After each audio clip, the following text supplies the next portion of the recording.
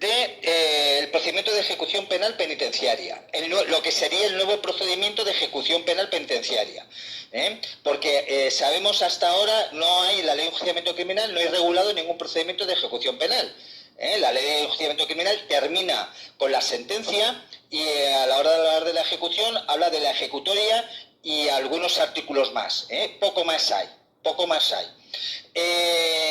Lo que sí que hay, no ya dentro de la ley de enjuiciamiento criminal, sino fuera, en la disposición adicional quinta de la Ley Orgánica del Poder Judicial, que es la que regula la ejecución penal que lleva las competencias del juez de vigilancia penitenciaria, ahí se regula muy poquito, y hace referencia a lo que es el auto de liquidación, el auto de liquidación de condena, que sabemos que es susceptible del recurso de casación. Esa es la razón por la que ahora se ha incorporado en la ley de enjuiciamiento criminal el nuevo artículo 988 bis, que es el que sería el nuevo auto que se dicta después de que se declare la ejecutoria, después de que se afirme la sentencia condenatoria penal. Entonces se dicta un nuevo auto, que es el 988 bis, donde se trata de discutir la procedencia de la ejecución, si se suspende o no, y cualquier otra circunstancia, entre ellas la individualización de la pena y también la amnistía. Aunque no lo menciona expresamente, ese sería el camino, ¿vale? Entonces, hemos avanzado un poquito más con la reforma última de la ley de enjuiciamiento criminal, introduciendo ese nuevo artículo, pero nada más hay. Lo que hay es, separa, como hemos dicho, a partir de este auto, no hay nada más, y lo que es la regulación de la legislación penitenciaria, sabemos que es, aparte, regula el funcionamiento de las instituciones penitenciarias de las cárceles fuera, desligada completamente del procedimiento penal, se desliga. ¿Cuál es el problema? El problema son los evidentes abusos que se están cometiendo, en este funcionamiento autárquico de las cárceles. Se crea la figura del juez de vigilancia, pero el juez de vigilancia, como su nombre indica, lo único que hace es vigilar, supervisar, pero no lleva a la ejecución. Entonces, nos hemos dado cuenta, porque así lo dicen las estadísticas, España sabemos que es el país, uno de los países de la Unión Europea que menos delincuencia tiene, y sin embargo es el país de la Unión Europea que más población reclusa tiene. ¿Por qué? Pues es un abuso del sistema penitenciario español, que lo que hace es inflar la población penitenciaria para obtener subvenciones de la Unión Europea. Entonces, ¿qué es lo que está pasando? Bueno, pues que está anidando en el funcionamiento de la administración penitenciaria, está anudando evidentemente la corrupción, porque ahora la única finalidad que pretende todos los hitos procedimentales dentro del tratamiento en la cárcel van encaminados a alargar la duración de las condenas de los presos para ampliar el número de reclusos. Cuantos más haya y cuantos más tiempo estén en las cárceles, mejor. Esto genera unos abusos terribles y una corrupción terrible a la que hay que poner fin, ¿no? Entonces, el problema está... ¿qué hacemos? Primero, un cambio de paradigma. ¿Reformamos la legislación penitenciaria al margen del procedimiento penal? ¿O intentamos averiguar el concepto, descubrir el concepto que nos permita encajar la regulación penitenciaria dentro del esquema del procedimiento penal? ¿Qué es lo que yo he hecho? ¿Qué es lo que yo he hecho? Crear un esquema, un borrador de lo que sería una reforma penitenciaria, pasando incluyendo dentro del procedimiento de ejecución. Y he querido encontrar ese elemento que permite introducir o unir. Mira, aquí, claro, esto es, aquí no ves nada, ¿no? Bueno, ahora te lo explicaré con esquemas. ¿De qué se trata? Cómo al final creo que lo he conseguido partiendo de las novedades y de los descubrimientos que hicimos la doctrina a propósito del procedimiento concursal. El procedimiento concursal aportó unos elementos que permitieron entenderlo, interpretarlo y además concluir que existía en nuestro derecho procesal un nuevo proceso distinto de los dos ya conocidos, que era el procedimiento declarativo y el procedimiento de ejecución, ¿no? Distinguimos el tercer procedimiento que la doctrina española no lo trataba, porque esto ha sido una incorporación traída del derecho italiano, que es el procedimiento monitorio. Este primer recuadro, ¿tú lo ves? Que hay una especie de T's invertidas, ¿eh? ¿Lo ves, no? Sí. Mira, estos son los esquemas gráficos, las representaciones gráficas del esquema de los tres procedimientos, de los tres procesos que hay actualmente en España, en el ordenamiento procesal español. Entonces, todo depende, esto sería, la línea vertical sería el trámite del procedimiento, ¿eh? Y en estas líneas horizontales que ves, eso sería el título, ¿eh? Entonces, dependiendo del lugar que ocupe el título, obtendremos los tres procedimientos que hay en España actualmente. Mira, el primero sería el procedimiento declarativo, que sería el primero de ellos, que empieza verticalmente sin título, y de lo que se trata es encontrar al final el título, que luego servirá para la ejecución, en este caso la sentencia, o el auto que ponga fin al procedimiento, ¿vale? Lo ves claramente, ¿no? Sí, sí. Aquí, en el otro extremo, tenemos el procedimiento de ejecución, que es precisamente el procedimiento que empieza con el título ya pergeñado, que se supone que seguiría al declarativo. Después de dictada la sentencia, el juzgado adoptaría el auto despachando ejecución, ¡pum!, y se ejecuta. Gracias al juicio monitorio, encontramos el tercer procedimiento que no existía en España. Esto fue, con la creación del juicio monitorio, que creo recordar fue en el año 2002, 2003. El juicio monitorio empieza sin título, empieza como si fuera un procedimiento declarativo, y en un momento determinado se constituye el título y luego se ejecuta, ¿vale? Entonces, como ves, aparece en medio. Entonces, te das cuenta que dependiendo, esto parecen notas musicales, ¿no? Sí. Dependiendo del lugar de donde esté es posicionado el título, tendremos el declarativo con el título abajo en último lugar, el monitorio con el título en medio y el procedimiento de ejecución con el título arriba, ¿vale?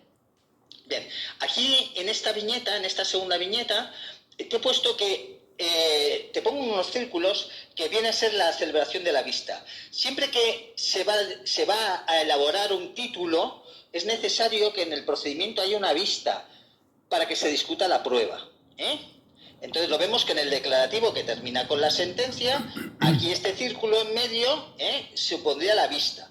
En el monitorio, el título viene precedido de una vista previa.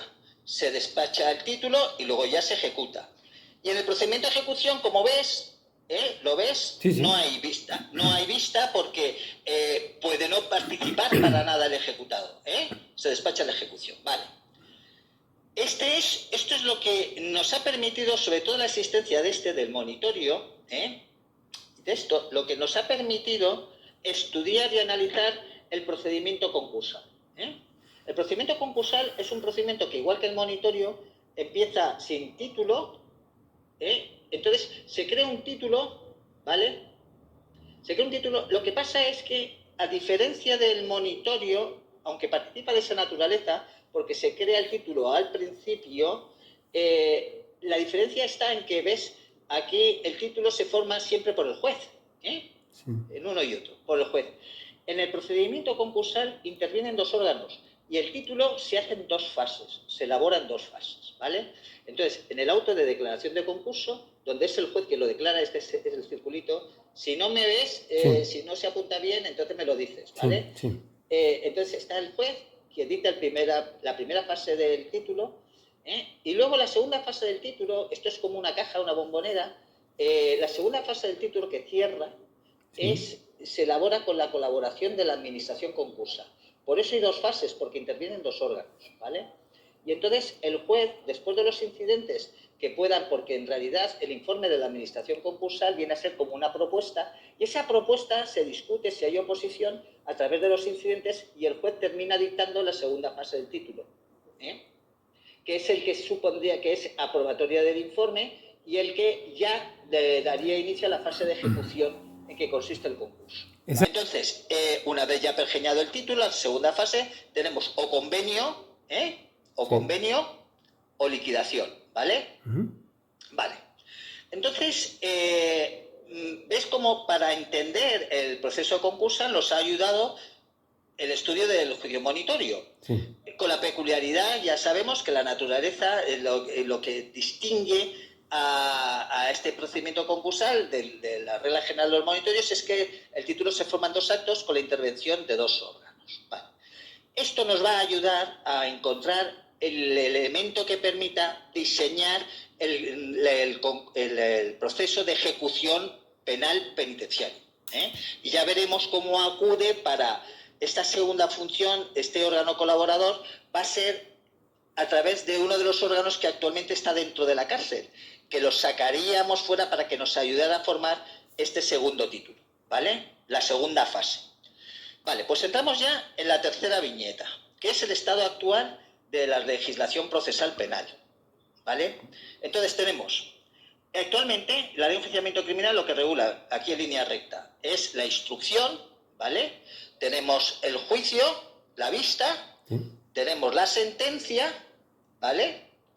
Luego estamos ante un procedimiento declarativo, clarísimo. Y luego, por mor de la última reforma, se ha introducido este último, que sería un segundo título, que este es el artículo 988 de la Ley de Enjuiciamiento Criminal. Vale. Entonces, aquí la vista, la sentencia, y el último segmento, el paralelo, la segunda fase, sería el actual 988 bis de la Ley de Enjuiciamiento Criminal. Pero, como ves, aquí ya no hay nada. Aquí ya no hay nada. No hay ejecución porque no se regula la Ley de Enjuiciamiento Criminal. Y como vemos, cuando hay una pena que hay que cumplir en una prisión, en un centro penitenciario, tenemos la cárcel por separado, actúa de manera autárquica. Y estos 2 círculos que hay dentro, las competencias, es el régimen y tratamiento, ¿vale? Son las 2. Entonces, para el régimen está la Junta de Dirección y para el tratamiento está la Junta de Tratamiento, ¿vale? Vale, ellos se lo guisan y ellos se lo comen. Los procedimientos se instruyen aquí y terminan aquí. A veces alguno de ellos necesita la aprobación última del juez de vigilancia penitenciaria. Pero nada más, nada más. Este esquema, que lleva funcionando 30 años, desde 1996, no ha conseguido frenar, sino todo lo contrario, la corrupción. Como vemos, este comportamiento autárquico ha permitido que camine por sus suelos la cárcel y se convierta en un nicho de corrupción. Te vuelvo a llamar, que se corta. Sí. Hemos visto estar separado, ¿no? Esta sería la viñeta número 4, Está separado lo que es el procedimiento declarativo, ¿vale?, de lo que es la ejecución, que actualmente se lleva por un órgano que no solamente es que está separado del proceso, que no hay ninguna vinculación y funciona autárquicamente, sino que además, para más INRI, depende de un ministerio que no es el de Justicia, depende del Ministerio del Interior, Bueno, entonces, evidentemente a esta situación hay que poner remedio. Hemos dicho que gracias a lo que hemos aprendido del derecho concursal somos capaces de meter este círculo debajo de esto. ¿Vale? Se trata de eso, y es lo que voy a explicar en la siguiente viñeta, la última ya, ¿no? 1, 2, 3, 4, en la quinta, ¿vale? Entonces, en la quinta viñeta, ves que hay un segmento aquí, entonces tendríamos lo que hemos explicado antes del proceso declarativo, ¿vale? La sentencia, el juicio y la sentencia, ¿no? Vale, ahora vamos a crear el proceso de ejecución a imagen y semejanza de lo que es el derecho concursal, el procedimiento concursal, ¿no? Entonces tenemos la figura del juez, que dictaría el primer auto, que sería el del 988 de la Ley de Enjuiciamiento Criminal. O sea, lo sacaríamos de aquí y lo llevaríamos ya a la fase de ejecución. Este juez, habría que crear la figura que sustituiría al juez de vigilancia penitenciaria, y este juez sería el juez de ejecución penitenciaria. Habría que crear la figura de los jueces de ejecución penitenciaria, ¿vale? Sería este juez de ejecución penitenciaria el encargado de dictar el auto del artículo 988 bis de la Ley de Enjuiciamiento Criminal. Ya no sería el juzgado penal, sino que sería el juez de ejecución penitenciaria que lo dictara. Bueno, a partir de este momento empezaría un procedimiento similar a la fase concursal. Con una segunda fase habría que cerrar el título, en 2 fases, se haría también 2 fases.